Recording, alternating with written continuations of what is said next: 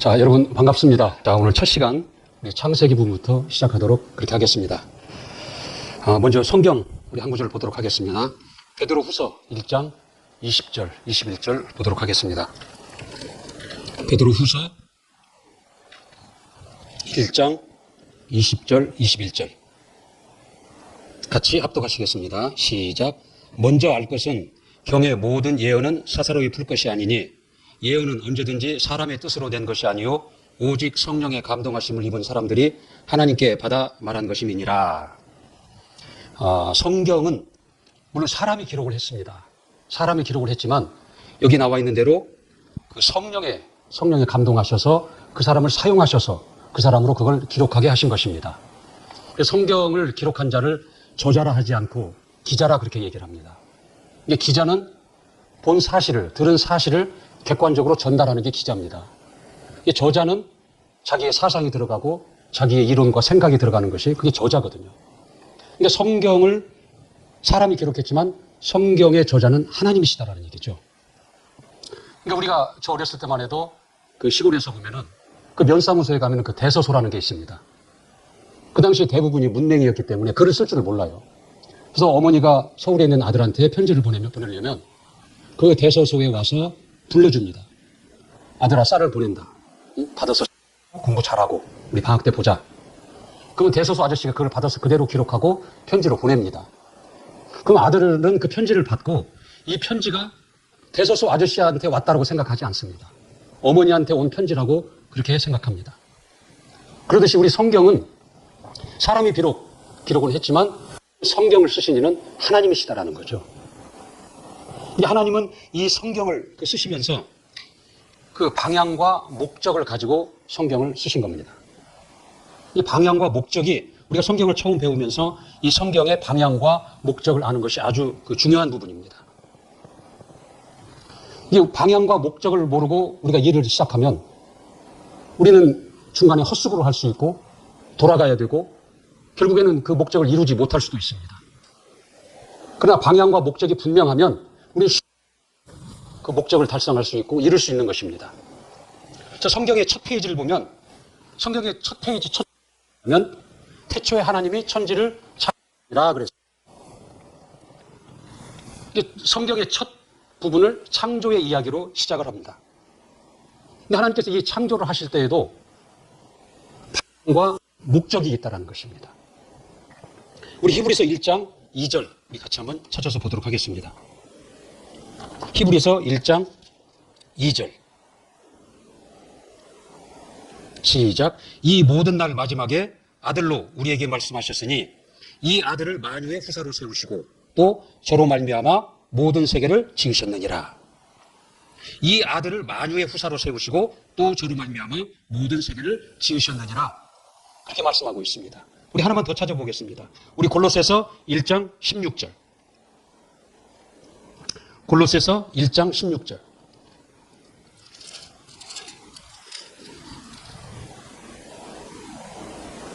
시작. 만물이 그에게 창조되되 하늘과 땅에서 보이는 것들과 보이지 않는 것들과 혹은 보좌들이나 주관들이나 정사들이나 권세들이나 만물이 다 그로 말미암고 그를 위하여 창조되었고 그랬습니다. 만물이 그로 말미암고 그를 위하여 되었고 그는 누구냐면 하나님의 아들 예수 그리스도십니다. 하나님께서 만물을 창조하실 때에 방향과 목적을 정하셨는데 아들을 방향으로 정하신 것입니다. 그 아들을 목적으로 정하셨다는 것이죠. 하나님의 창조의 방향과 창조의 목적은 아들입니다. 아들로 말미암고 아들을 위하여 아들을 정하시고 창조하셨다라고 그렇게 말씀하고 있습니다. 이 성경을 기록한 그 방향과 목적도 역시 마찬가지입니다. 이 성경을 하나님께서 이 성경을 남기신 그 방향과 목적을 모르면 아전인수식 성경을 해석하게 됩니다. 내게 유리한 대로, 내게 편한 대로 성경을 해석한다는 거죠. 내 나를 위해서 성경을 끌어들이고 성경을 이용한다는 거죠. 근데 성경의 저자인 하나님은 그런 의도가 아닙니다. 내 위주로, 내 편한 대로 성경을 해석하고 이해한다는 거죠. 그러면 하나님께서 성경을 통해서 하나님을 알고 우리에게 주시고자 하시는 것을 우리는 받을 수가 없는 거예요. 멀어지는 것이다라는 거죠. 그래서 이 방향과 목적이 중요하다라는 거죠. 성경의 방향과 목적도 하나님의 아들 예수 그리스도십니다. 우리 요한복음 5장 39절 한번 봅니다. 요한복음 5장 39절. 시작. 너희가 성경에서 영생을 얻는 줄 생각하고 성경을 상고하거니와 이 성경이 곧 내게 대하여 증거하는 것이로다. 이 성경이 내게 대하여, 이 주님이 직접 하신 말씀이잖아요. 내게 대하여 증거하는 것이로다. 그렇게 말씀하고 있습니다. 그러니까 성경의 방향과 성경의 목적은 하나님의 아들 예수 그리스도다라는 거죠.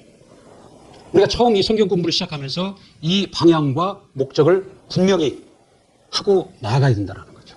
그래야 헛수고하지 않고 돌아가지 않고 하나님께서 이 성경을 통해서 우리 주시고자 하시는 것들을 우리가 누릴 수 있다는 것이죠. 자, 성경은 신약과 구약으로 이렇게 구성되어 구약으로 되어 있는데 구약도 신약도 예수 그리스도에 관한 내용입니다. 우리는 이런 의문을 가질 수가 있어요. 신약은 예수 그리스도의 출생부터 예수 그리스도의 그 활동하심과 말씀하심과 그가 죽으시고 부활하신 이야기들, 그리고 예수 그리스도의 그 제자들, 그의 증인들이 기록한 이야기들이 기록되어 있기 때문에 신약은 예수에 관한 이야기가 맞다 수긍할 수가 있습니다. 그러나 구약은 우리는 아무리 들여봐도 거기에 예수를 발견할 수가 없다라는 거죠. 근데 구약은 예수에 관한 아까 창조에서부터 봤듯이 예수를 방향으로 하고 목적으로 하고 기록이 되어 있는데 구약은 예수가 신약과 같이 직접적으로 드러나지 않는다라는 거죠. 이제 구약은 오실 예수, 신약은 오신 예수. 이 성경을 우리가 구약이 있고 신약이 있죠. 예수를 중심으로 이 예수를 중심으로 구약은 오실 예수, 신약은 오신 예수. 오실 예수에 대한 그 예언, 오실 예수에 대한 그 길, 과정을 기록하고 있고 오실 예수에 대한 예언을 기록하고 있습니다. 그리고 오실 예수에 대해서 비유로 기록하고 있다는 거죠. 그러니까 언뜻 겉으로 보기에는 예수가 나타나지 않는 겁니다. 근데 신약은 오신 예수, 예수의 실상을 기록하고 있다는 거죠. 그러니까 누가 봐도 신약은 예수에 관한 이야기가 맞습니다. 그러나 구약과 신약은 이렇게 공히 예수 그리스도에 관한 내용으로 기록되어 있다는 거죠. 그래서 예수를 중심으로 구약과 신약을 맞추면 짝이 맞게 되어 있다는 거죠. 오실 예수와 오신 예수가 짝이 맞게 되어 있다는 거예요. 그래서 이사야서 34장 16절에 보면은 짝이 없는 것이 없다라는 거예요. 하나도 빠진 것이 없고 짝이 없는 것이 없다. 그렇게 기록되어 있습니다. 성경학자들에 의하면 이 오실 예수에 관해서 구약에 32,600여 가지의 예언이 있다라는 거예요. 그 예언은 고스란히 성취해서 응해서 예수 그리스도가 오셨다라는 거죠. 그러니까 이 구약도 결국은 예수에 관한 이야기다라는 거죠. 우리가 데칼코마니라고 있죠. 도화지를 반절 접어서 한쪽에다 물감을 칠해놓고 한쪽을 덮으면 양쪽이 대칭을 이룹니다. 근데 구약과 신약은 예수로 짝을 이루고 있다는 거죠. 그래서 구약도 예수에 관한 이야기, 신약도 예수에 관한 이야기다. 성경의 방향과 목적은 예수를 향해서 가고 있다. 그걸 말씀을 드리고 싶은 것입니다. 근데 구약은 예수가 오시는 길이에요, 길.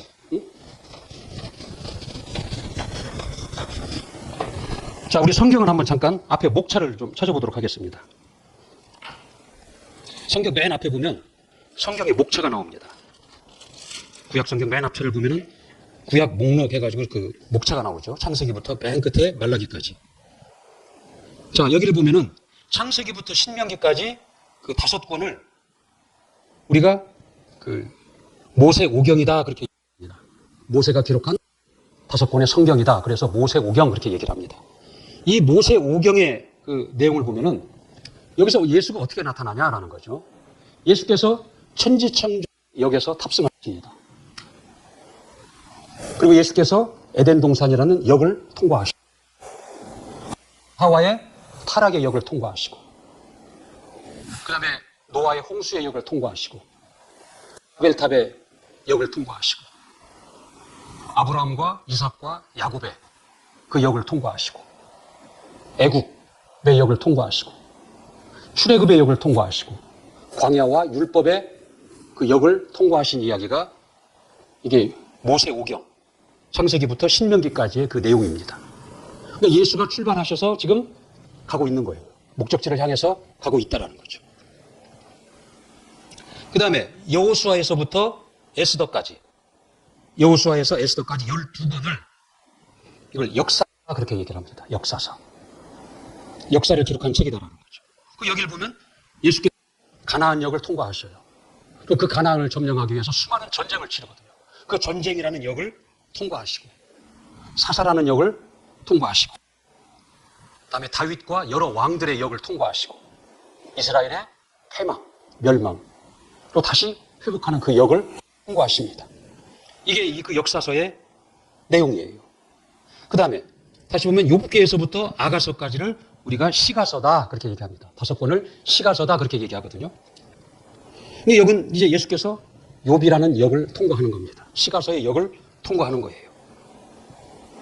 그 다음에 이사야서부터 끝까지 말라기까지 17권을 연서다 그렇게 얘기를 합니다. 선지서다 그렇게 얘기를 합니다. 이게 선지자들의 이야기다라는 거죠. 그 예수께서 그 선지자들의 역을 통과하시는 거예요. 그리고 마침내 지금부터 2000년 전에 그 유대 땅에 요셉과 마리아의 역에 예수 그리스도가 하차하신 이야기. 이게 구약의 이야기입니다. 이게 천지창조 역에서 탑승하셔서 그동안 수많은 역을 거치시고 결국은 2000년 전에 요셉과 마리아의 역에 하차하신 이야기가 이게 구약의 이야기입니다. 이게 구약은 예수 그리스도가 오신 길을 안내하고 길을 말하고 있는 거예요. 통로를 얘기하고 있는 것이다라는 거죠. 그리고 각 역을 통과하시면서 하나님의 하나님 되심, 하나님이 하나님 되심을 드러내셔요. 그분의 선하심과 능력과 그분의 뜻을 드러내시고 그분의 성품을 드러내신다는 거죠. 그리고 그 각 역을 통과할 때마다 메시아, 예수 그리스도를 거기서 잠깐 드러내십니다.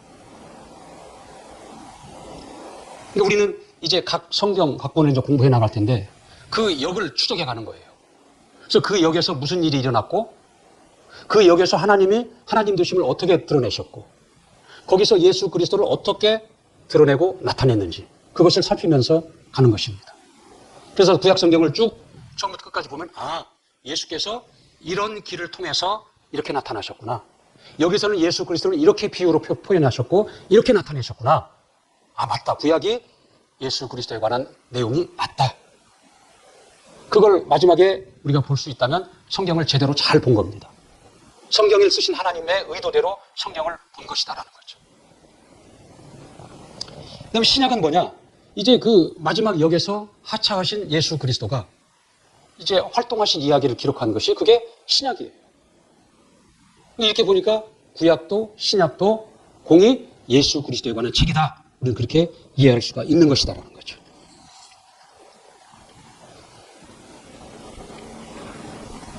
그러니까 예수께서 각 역을 통과하시면서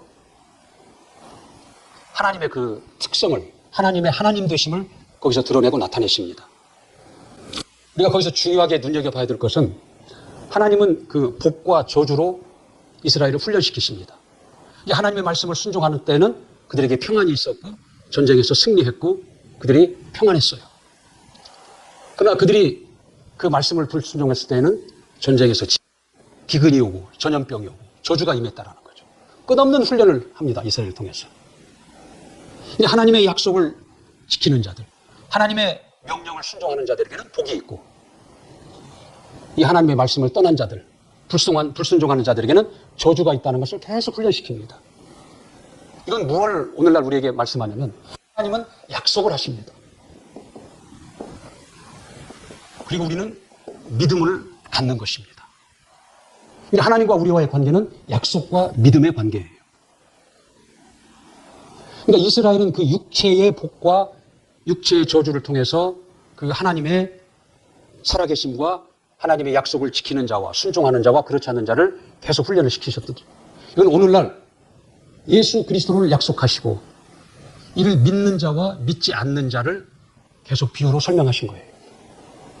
그러니까 예수를 믿는 자는 멸망치 않고 영생에 이르는 것이고 믿는 자는 영생에 이른다라는 거죠. 하나님이 세상을 이처럼 사랑하사 독생자를 주셨으니 저를 믿는 자는 멸망치 않고 영생을 얻으리라 하는 거거든요. 하나님의 약속을 믿는 자에게는 영생의 복이 있다라는 것입니다. 성경에 보면 그리하면 많이 나옵니다. 이 앞에는 약속을 합니다. 주 예수를 믿으라. 그리하면 너와 내 가정이 구원을 얻으리라. 이제 약속하시고 그에 따른 결과를 나타내시고 약속하시고 우리는 그걸 믿음으로 가질 때 그에 따른 결과가 나타난다라는 거죠. 이렇게 하나님은 이제 각 역을 통과하시면서 하나님을 드러내시고 하나님을 나타내시고 하나님의 하나님 되심을 드러내시고 나타내셨다는 거죠. 그래서 우리가 이런 시간들이 이런 믿음을 하나님의 약속과 그에 대한 믿음을 얻는 것이 중요합니다. 공부가 목적이 아니라 이런 시간을 통해서 하나님을 아는 것이 중요하고 하나님이 무슨 약속을 하셨는 것이 중요하고 그래서 그 약속을 내가 믿음으로 취하는 것이 중요한 것이다라는 거죠. 자, 그럼 이제 창세기를 시작하도록 하겠습니다. 제가 지금까지 말씀드린 것은 하나님께서 이 성경에 대한 방향과 목표를 어디에 두셨느냐 확실히 알고 시작을 해야 된다는 거죠. 이 성경은 예수가 방향이고 예수가 목적이다라는 거죠. 구약도 신약도 공이 예수에 관한 책이 이게 성경입니다. 그래서 성경을 간단하게 설명하라고 하면 성경은 예수에 관한 책이다라고 딱 요약해서 말할 수 있는 것입니다. 자, 창세기를 이제 보도록 하겠습니다. 창세기는 시작의 책입니다. 시작. 창조와 시작의 책입니다. 그러니까 처음에 보면은 천지, 하늘과 땅과 만물의 시작이 됩니다. 영적 존재들의 시작이 됩니다. 사람, 그리고 민족, 언어, 이런 것들의 시작이 창세기로부터 시작된다는 거죠. 창세기는 창조와 시작의 책이다. 그런 거. 그 창세기의 또 하나의 특징이 뭐냐면 나머지 모든 성경의 기초가 되는 책이다라는 거죠. 일종의 저수지와 같은 거예요. 나머지 성경의 기초를 제공하고 있는 게 창세기입니다. 그런데 이 창세기는 크게 두 단원으로 분류할 수가 있는 거예요. 1장부터 11장까지 그리고 1장부터 11장까지 그 다음에 12장부터 50장까지 크게 두 단원으로 나눠서 공부할 수가 있습니다. 1장부터 11장까지는 그 오래전 태고의 역사를 기록하고 있습니다. 12장부터 50장까지는 그 아브라함으로부터 시작되는 그 히브리 민족의 그 시작, 태동을 기록하고 있는 게 12장부터 50장까지의 내용입니다. 먼저 이 1장부터 11장까지의 내용을 보면 창조의 얘기가 먼저 나오죠. 그러니까 사람을 비롯해서 모든 이 천지 만물이 어떻게 되어 있느냐라는 거죠. 성경은 하나님의 창조로 되어 있다고 얘기합니다. 그런데 지금 세상에서는 세상 한문은 뭐라고 그러냐면 이건 자연이다. 어느 날 갑자기 생물체가 생겨났고 그것들이 진화해서 오늘날 모습이 되었다. 이렇게 설명을 하고 있습니다. 그래서 그들은 자연이다 그렇게 얘기합니다. 이게 자연이라는 스스로 자자에다가 당연하다 할 때 그 연자를 씁니다. 스스로 있는 것이 당연하다. 스스로 있는 존재다. 그리고 그것이 진화되어서 오늘날 이런 모습을 갖췄다. 그런 시각으로 보는 겁니다. 그러나 성경은 하나님은 태초에 하나님이 천지를 창조하셨느니라 라고 말씀하고 있습니다. 그러니까 우리가 여기서 잘 들어야 될 것은 그런 이론이 있는데 교회에 나오지만 나는 이 진화론, 자연론을 믿는다 라고 생각한다면 처음부터 하나님을 부인하고 시작하는 거예요. 창조주 하나님을 부인하고 시작하는 것이다라는 거죠. 그러니까 내가 어느 한 이론을 택한 것이 아니라 하나님을 부인하고 시작한다라는 거죠. 근데 성경을 처음부터 부인하고 시작하게 되는 것이다라는 거죠. 그래서 성경은, 창세기는 이런 이제 1장부터 11장까지는 태고 이전의 역사 부분에 대해서 기록이 되어 있습니다. 그러니까 우리가 성경을 어떻게 성경에 나와 있으니까 무조건 믿으라는 거냐? 그러는 건 아니에요. 우리가 객관적으로 보더라도 성경은 크게 보면은 그 율법서가 있고 예언서가 있고 복음서가 있고 증거서가 있습니다.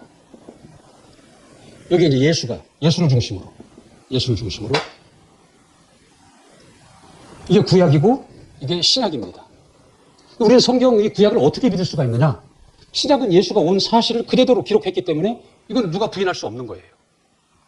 그리고 이 증인들의 증거를 통해서 이 예수가 하나님의 아들이 맞다. 메시아가 맞다. 그렇게 볼 수 있는 겁니다. 이건 누가 봐도 부인할 수 없는 것이다라는 거죠. 그럼 이 율법서, 이 천지 창조의 이야기가 나오는데 그럼 어떻게 믿으라는 얘기냐? 확인할 수도 없고 근거도 없는데 어떻게 믿으라는 것이냐라는 거죠. 우리는 이 복음을 통해서 예수가 하나님의 아들이심을 알고 믿게 됩니다. 근데 이 복음서라는 것은 이 예언서를 바탕으로 예언서를 이루어져서 예수가 오셨다라는 거죠. 그러니까 예수가 오늘날 갑자기 짠 나타나서 내가 하나님의 아들이다라고 그런 게 아니라 예언서에 기록된 예언을 그대로 성취해서 오신 예수의 내용이 복음서에 기록이 되어 있다는 거죠. 만약에 예수가 오시지 않았다면 이 예언은 이건 다 허구예요. 거짓말이라는 거죠. 근데 예수가 오심으로 인해서 이 예언서가 사실임을 입증이 되는 것이다라는 거죠. 그럼 이 예언서는 어떻게 되어 있냐? 이 율법서를 근거로 기록이 된 겁니다. 율법서가 없는 예언서가 있을 수가 없는 거예요. 율법서에서 인간의 타락, 양상을 보고 메시아가 올 것을 예언자들이 여기서 예언을 합니다. 그리고 그 예언대로 예수 그리스도가 실상으로 오신 거예요. 그렇기 때문에 우리는 예수가 오므로 인해서 이 예언서가 사실이구나를 맞는 거고 이 예언서가 맞음으로 이 율법서에 나와 있는 모든 내용이 맞다, 사실이다라는 것을 우리는 믿을 수 있다라는 거죠. 만약에 예수가 안 왔다면 이 천지창조의 이야기에서부터 예언자들의 그 모든 예언은 다 허구예요. 거짓말이다라는 거죠. 근데 예수가 오므로 인해서 이것이 사실이고 실상임을 입증을 해준다라는 거죠. 그래서 우리는 천지창조의 이야기를 우리가 눈으로 확인할 수 없고 과학적으로 지금 증명하지 못한다 할지라도 그것을 우리는 믿는 것입니다. 그렇게 믿는 자들에게서 오늘날 이 증거가 드러나는 거예요. 증거가. 이 증거를 통해서도 우리는 이 성경의 모든 사실이 실상임을 우리는 믿는 것입니다. 그래서 이 성경에는 이 모든 것이 하나님의 창조로 시작되었다. 창조의 이야기가 나오죠. 그리고 모든 것의 시작에 그때로부터 시작된 타락의 이야기가 나옵니다. 그 다음에 이제 타락의 이야기가 나오죠. 하나님 앞에 타락한 아담과 하와의 이야기가 나옵니다. 하나님 앞에 타락이라는 것은 이런 도덕적인 타락보다 더 중요한 건 뭐냐면 하나님을 부인하는 겁니다. 하나님 없이 스스로 살려야 한다는 거죠. 하나님의 피조물로서 하나님의 뜻을 위해서 지음받은 사람으로서 하나님의 뜻대로 하나님을 인정하고 사는 것이 아니라 하나님을 부인하고 스스로 살려고 하는 것이 입장에서 볼 적에는 가장 큰 죄라는 것이죠. 우리 인간에게. 우리가 육신의 아버지를 보더라도 아버지 돈을 조금 훔쳐다가 쓴 것과 아버지 자체를 부인하는 것과 어느 죄가 더 크겠냐라는 거죠. 이 아담과 하와의 그 죄의 양상이라는 것은 그들이 타락한 양상이라는 것은 하나님 없이 스스로 살려 하였다는 거죠. 이 마귀의 존재가 뭐냐? 나도 하나님 되겠다라는 것이 마귀입니다. 그래서 그 마귀의 그 꾀임을 빠져서 그 유혹을 쫓아 결국은 이거 뭐라고 그랬냐면 너도 먹으면 하나님 된다 그랬어요. 그러니까 그 유혹을 이기지 못하고 선악과를 먹는 거죠. 아담의 타락의 하와의 타락의 이야기가 나오죠. 창조 이야기 다음에 타락의 이야기가 나오죠. 그래서 타락함으로 인해서 하나님이 뭐라고 그랬어요? 먹는 날에는 너는 정령 죽는다 그랬어요. 그의 육체는 이후에 더 많이 살았지만 그의 영은 죽은 것입니다. 영이 죽고 하나님과의 관계가 단절이 되어버렸다는 거죠. 끊겼다는 것입니다. 하나님으로부터 공급되는 것들이 다 끊겨진 겁니다. 생명이 끊겨지고 하나님이 주시는 그 복이 다 끊겨졌다는 거죠. 그러니까 지금까지는 하나님이 공급하시는 것으로 누리며 살았는데 이제 본인이 죽도록 땅을 파면서 고생하고 수고해야 먹고 사는 존재가 된 겁니다. 저주받은 존재가 됐다는 거죠. 하나님 앞에 타락함으로, 범죄함으로 인간이 그렇게 되어버린 것이라는 거죠. 근데 우리의 신앙생활은 열심보다도 관계가 우선입니다. 열심이 있고 하나님과의 관계가 있다는 거죠. 근데 이게 우선이에요. 내가 이것을 하고 저것을 하고 이렇게 하고 저렇게 하고 이렇게 지성을 들이고 공을 들여서 하나님 앞에 나를 잘 보이려고 하는 것보다 하나님과의 관계를 유지하는 것이 이 관계를 더 밀접하고 더 깊이 들어가는 것을 하나님은 원하신다라는 거죠. 그걸 더 기뻐하신다라는 거죠. 저희는 이 관계를 끊어버리는 거예요. 하나님과의 관계를 끊어버린다라는 거죠. 하나님과의 관계가 끊기니까 스스로 살 수밖에 없는 거예요. 아담이 범죄하기 전에는 그 에덴 동산, 하나님께서 마련하신 그 동산 안에서 그는 수고함 없이도 충분히 먹고 살고 하나님과 교통하며 하나님의 생명으로 살고 하나님과 교제하며 사는 자였다라는 거죠. 그가 하나님 앞에 범죄함으로 인해서 그 모든 관계가 다 끊어져 버린 겁니다. 모든 공급이 다 중단된 것입니다. 이제 우리의 이 신앙도 자꾸 내가 하나님 앞에 뭘 하려고 나서는 것보다는 하나님과의 관계를 우선하는 겁니다. 내가 기도를 하더라도 하나님과의 관계를 더 깊이 하기 위한 기도. 공부를 하더라도 하나님의 그 뜻을 이해하고 헤아리려고 하는 그런 공부. 그런 공부가 하나님 보시기에 훨씬 하나님을 기쁘시게 하는 그런 것이 될 수 있다라는 이런 타락의 이야기가 나오죠. 그다음에 심판의 얘기가 나옵니다. 하나님은 이런 타락한 아담의 후손들을 이제 보시는 거죠. 그들을 보고 하나님이 사람을 찍으신 것을 이제 후회하시는 거예요. 한탄하시고 당대의 그 의인인 노아의 가족만을 남기고 홍수로 다 멸절시켜버린다는 거죠. 그러니까 이 지구상에 노아의 방주의 안에 있는 노아의 가족만을 남기고 다 멸절시킵니다. 노아의 홍수 이야기가 나오죠. 그 다음에 이제 바벨탑 이야기가 나옵니다. 근데 노아의 자손들로 인해서 다시 시작한 거예요. 이 지구상의 노아의 자손들을 통해 인류가 다시 시작이 됐다는 거죠. 근데 이들도 별반 다름이 없어요. 결국 이들은 어떻게 해요? 탑을 쌓기 시작한다는 거죠. 탑을 쌓아서 높이 올라가서 하나님과 비교보겠다는 거거든요. 그러니까 하나님은 이들을 흩으십니다. 이들을 흩트는 방법이 뭐냐면 언어를 혼잡해 한다는 거예요. 언어를 다르게 해버리는 거예요. 말이 통하지 않으니까 다 흩어져 버린다는 거죠. 그래서 언어가 시작이 되고 그리고 흩어져서 그들이 민족을 이루고 국가를 이루니까 민족의 시작, 국가가 시작이 되는 것이다. 여기까지가 창세기 1장부터 11장까지의 그 태고의 이야기가 기록된 내용입니다. 그 다음에 이제 12장부터 50장까지 그 아브라함으로부터 시작이 되잖아요. 아브라함의 가문, 히브리 민족의 시작. 이 아브라함. 이게 뭐냐면 히브리 민족의 시작을 지금 기록하고 있는 거예요. 왜 이 아브라함, 이 히브리 민족의 시작이 중요하냐? 우리 1장 1절을 한번 보시겠습니다. 마태복음 1장 1절. 시작. 아브라함과 다윗의 자손 예수 그리스도의 세계라. 이렇게 나옵니다. 1장 16절 한번 봅니다. 시작. 야곱은 마리아의 남편 요셉을 낳았으니 마리아에게서 그리스도라 칭하는 예수가 시니라. 이 예수가 이 아브라함의 가계를 통해서 나오셨다라는 것을 지금 기록하고 있습니다. 그러니까 예수는 아브라함과 이 다윗의 가문에서 오신 거예요. 그들을 길로 삼으시고 그들을 통로 삼으시고 이 땅에 오셨다라는 거죠. 그러니까 이 12장부터 아브라함의 이야기는 예수님이 오실 통로, 그 길로 택하신 아브라함, 그로부터 시작되는 히브리 민족에 관한 내용이다라는 거죠. 그러니까 이 내용을 볼 때는 다 아브라함의 이야기예요. 아브라함과 이삭과 뭐 야곱의 뭐 쭉 이야기 나오잖아요. 얼핏 보면 아브라함의 이야기 같지만 이것은 아브라함의 이야기가 아니라 누구 얘기예요? 예수의 이야기다라는 거죠. 아까 방향과 목적을 분명히 해야 된다고 그랬죠.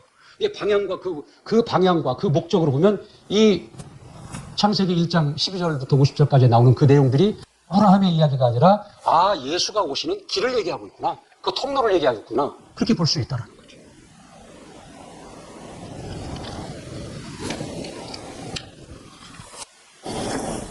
하나님은 이제 바벨탑 그 사건으로 각 흩어지게 하셨다는 사람을 흩어지게 하고 그 중에서 이제 아브라함을 택하십니다. 그래서 아브라함에게 본토 친척 아비집을 떠나라. 내가 지시할 땅으로 가라 했다라는 거죠. 그리고 하나님이 지시한 땅으로 가서 거기서 이제 새롭게 시작을 합니다. 그게 이스라엘 땅이에요. 또 거기서 아브라함은 이제 자손을 보기 시작하죠. 그래서 아브라함의 이제 첫 번째 자식 이야기가 이삭의 얘기가 나오죠. 이삭은 아브라함이 100살 때 얻은 아들이에요. 이미 그 이삭은 그 몸종, 그 부인의 몸종으로부터 그 이스마엘이라는 있어요. 그러나 하나님은 그를 통해서 하나님의 일을 예수 그리스도가 오시는 길을 여시지 않고 아브라함의 자식, 본처의 자식을 통해서 그 길을 여시고자 하신다는 거죠. 그래서 백세나 먹은 아브라함에게 도무지 사람으로서 자손을 생산할 수 없는 불가능한 그때에 하나님은 그에게 너에게 아들이 있으리라. 여호와께 능치 못할 일이 있겠느냐.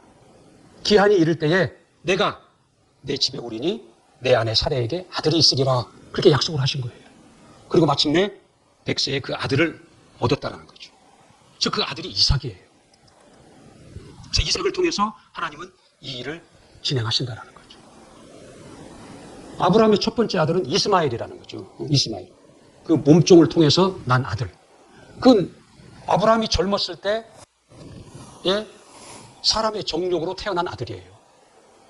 젊었을 때 남자와 여자가 만나서 아들을 생산하는 것은 그건 이상한 일이 아니에요. 일이 아니다라는 거죠. 그러나 100세가 돼서 아들을 낳는다는 건 이건 사람의 상식으로서는 불가능한 일이다라는 거죠. 그럼 하나님은 그에게 그 약속을 하신 거예요. 여호와께 능치 못한 일이 있겠느냐. 기한이 이르면 내가 너희 집에 올 텐데 그 증거가 뭐냐? 네 아내 사라에게 아들이 있으리라는 겁니다. 그러니까 이 이삭이라는 아들은 하나님의 입장에서는 약속의 아들이에요. 하나님이 약속하셔서 주신 아들이고 아브라함의 입장에서는 믿음의 아들이다라는 거죠. 그 약속을 믿음으로 본 아들이 이삭이다라는 거죠. 약속과 믿음. 아까 약속과 믿음 말씀드렸죠. 하나님은 약속하시고 우리는 그걸 믿음으로 받을 때 그 약속이 우리에서 이루어진다라는 것입니다. 불가능한 일이 이루어진다라는 거예요. 백세에 어떻게 아들을 볼 수 있습니까? 그러나 하나님이 약속하시고 그 약속을 믿는 그 믿음을 통해서 이삭이라는 아들을 아브라함은 본 것입니다. 우리는 이런 시간을 통해서 약속을 받는 시간이 돼야 되고 믿음을 얻는 시간이 돼야 된다는 거죠. 이삭의 이야기가 나오죠. 아브라함과 이삭과. 그 다음에 야곱의 이야기가 나옵니다. 야곱은 쌍둥이 두 아들 중에 하나예요. 그런데 장자가 아닌 차자가 팥죽 사건을 통해서 장자의 명분을 가져온다라는 거죠. 장자의 복을 야곱이 차지한다라는 거죠. 야곱의 이야기가 나오죠. 팥죽 사건의 이야기가 나오고. 그 다음에 그 야곱은 이제 12, 그게 이스라엘의 12지파의 시작이 된다는 거죠. 그리고 야곱 두 아들 가운데 11번째 아들인 요셉이 등장하죠. 요셉은 형들로부터 미움을 받죠. 그래서 팔려가요. 하나님의 관심이 그에게 있기 때문에 그가 결국은 이집트의 총리가 됩니다. 꿈의 이야기도 나오죠. 그래서 총리가 됐다는 거죠. 그리고 온 근방에 다 흉년이 들어요. 그러니까 야곱의 가족들도 결국은 그 흉년에 먹을 것이 없으니까 그 이집트에 가서 양식을 구하러 가요. 그때 요셉은 그 형제들을 거기서 이제 만나는 거죠. 그리고 요셉의 도움을 받아서 그 형제들이, 아버지와 그 형제들이 이집트에 정착을 하는 겁니다. 그래서 그 비옥한 땅에, 그 고센 땅이라는 곳에 정착을 하고 거기서 하나의 민족을 형성하는 거예요. 그들이 처음 들어갈 때는 한 70명의 일가족이 들어간 거예요.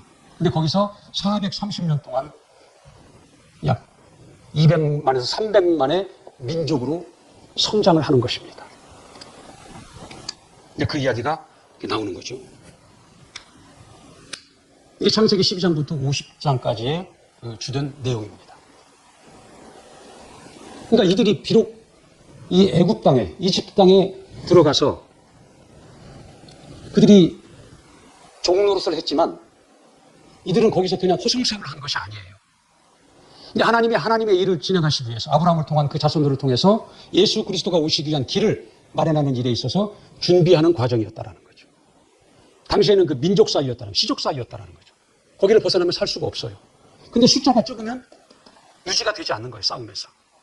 그래서 하나님은 이 70명을 먼저 하나님은 요셉을 총리로 예비하시고 그의 아버지와 형제들 70명을 이집트 땅, 애굽 땅에 들어가게 하시고 거기서 430년을 살면서 거대한 민족으로 불어나게 하신 거예요.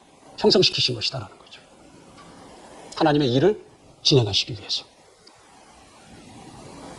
이게 창세기의 주 이제 내용들입니다.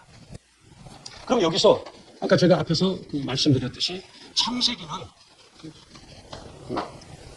창세기부터 모든 구약의 성경들이 그리스도가 오시는 길이고 예수 그리스도에 관한 예언이고 예수 그리스도를 비유로 나타내신 것이다. 그렇게 말씀을 드렸죠. 우리가 천지창조에서 그럼 예수 그리스도가 어떻게 나타납니까? 그게 어떻게 예수에 관한 이야기입니까? 이렇게 얘기할 수가 있어요. 천지창조의 과정을 보면 윗물과 아랫물로 나눴다라는 거죠. 이 목적은 뭐예요? 무시 올라오게 하는 거예요. 그 무시 왜 올라와야 되냐? 흙을 얻으려고. 흙이 필요한 거예요. 흙은 왜 필요하냐? 식물과 생물과 동물들을 위해서 필요하다는 거죠. 그 왜 식물과 생물과 동물들이 필요하냐? 하나님이 지으신 남자와 여자를 위해서 이게 필요한 겁니다. 그럼 이 남자와 여자는 왜 필요하냐? 하나님이 하나를 뽑으신 아담을 마련하시기 위해서 수많은 남자와 여자가 필요했던 거예요. 그 아담은 왜 필요하냐? 예수 그리스도가 그 길을 통해서 오셔야 된다는 거죠. 로마서 5장 14절에 보면은 아담은 예수 그리스도의 표상이냐 그랬거든요. 표상. 대표할 만한 상징 그런 말입니다.